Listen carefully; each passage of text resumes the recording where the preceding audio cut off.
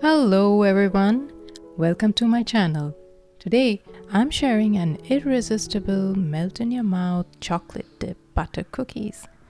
They are so tender and buttery, they'll just melt in your mouth. I think you're gonna love them. So let's get started.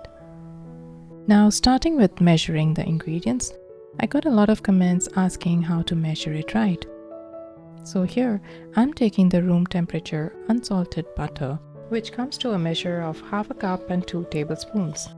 But I prefer to make it less messy by using the weighing scale. I'd suggest you get a weighing scale for all your baking ingredients. It comes in quite cheap and it's extremely useful. It just makes it so much easier. Now the kind of butter you use also matters, as the higher the fat content, the better. So in that case, you cannot use any soft butters like margarine. And that weighs about 140 grams. Next up, we will take the powdered sugar, also known as the icing sugar. The home ground powdered sugar is also fine to use, but make sure to sieve it thoroughly as you don't want any lumps in your dough. Now, when you use the measuring spoons, you must make sure to level it up like I've shown here.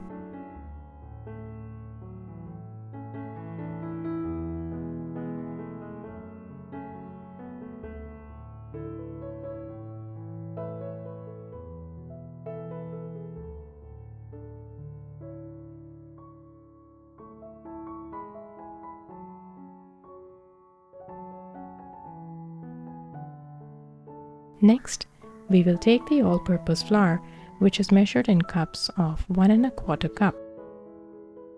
And just like I mentioned earlier, make sure to level up your cups each time you scoop them. So what I've taken is a half cup measure twice and a 1/4 cup measure once.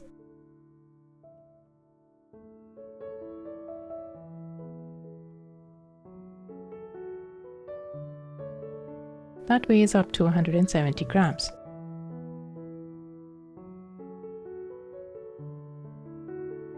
Next, we will take the milk, that is 2 tablespoons.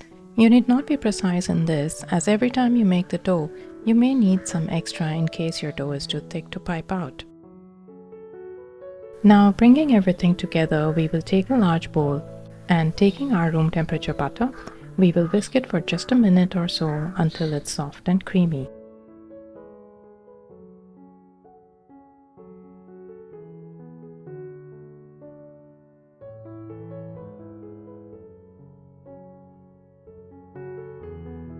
That looks perfect.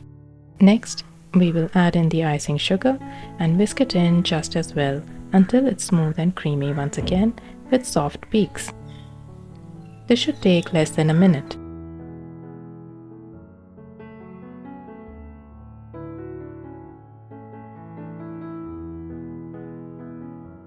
Now the milk that we're taking here should be cold. This is to help hold the texture of the butter. You need to go slow in the beginning and eventually mix it all in.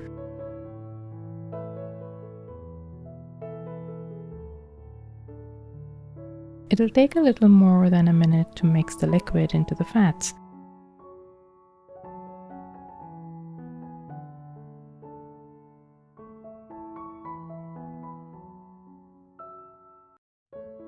Once everything is well emulsified, you can go ahead and add in the flour.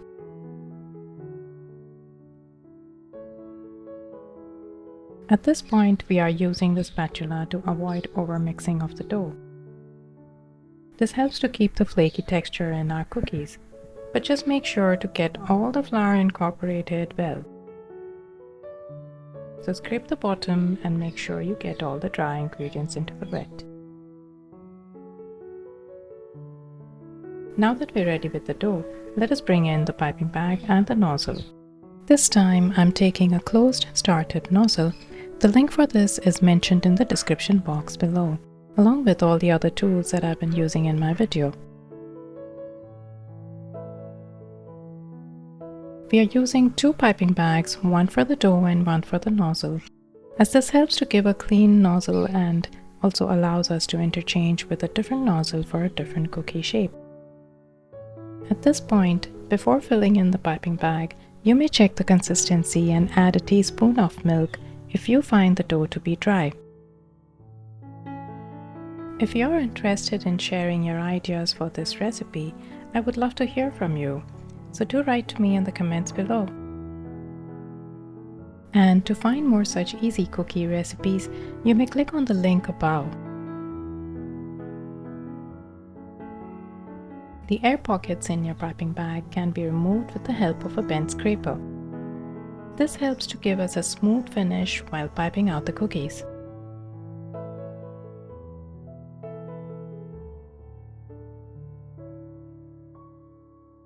Once we are ready with the piping bag, we will bring out the tray lined with the parchment paper.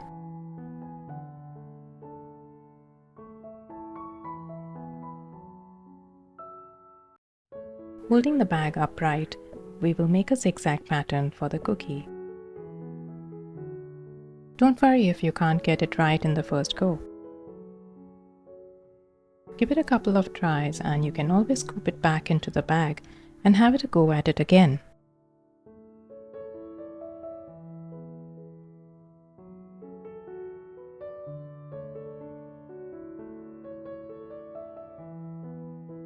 Once again, using the bent scraper to push the dough forward.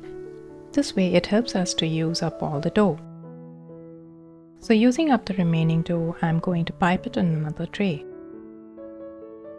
This goes into the fridge for about 15 minutes before baking in the preheated oven. You'll know it's ready when it's golden brown on the edges.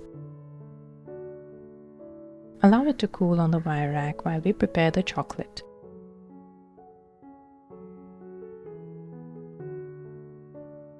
These cookies are ready to be served for tea, but we're going to make them even more delicious with a little bit of chocolate. So taking some milk chocolate, which is about 3/4 of a cup, we will melt this over a double boiler until it's a smooth and flowy consistency.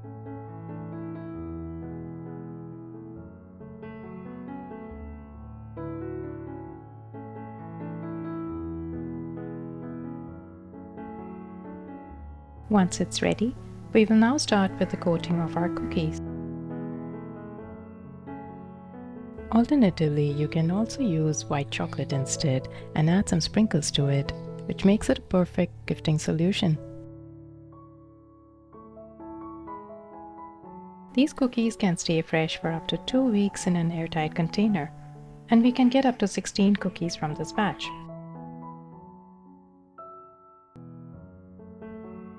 These chocolate dipped butter cookies are the best that you'll find on my list of cookie recipes.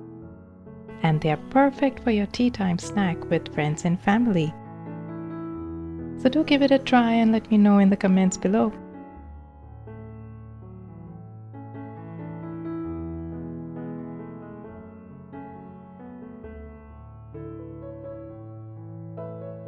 I would love to know what you think about this recipe, so do write to me in the comments below.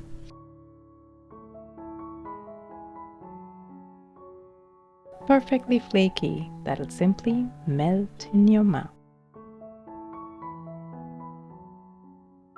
Thank you for watching. Bye for now.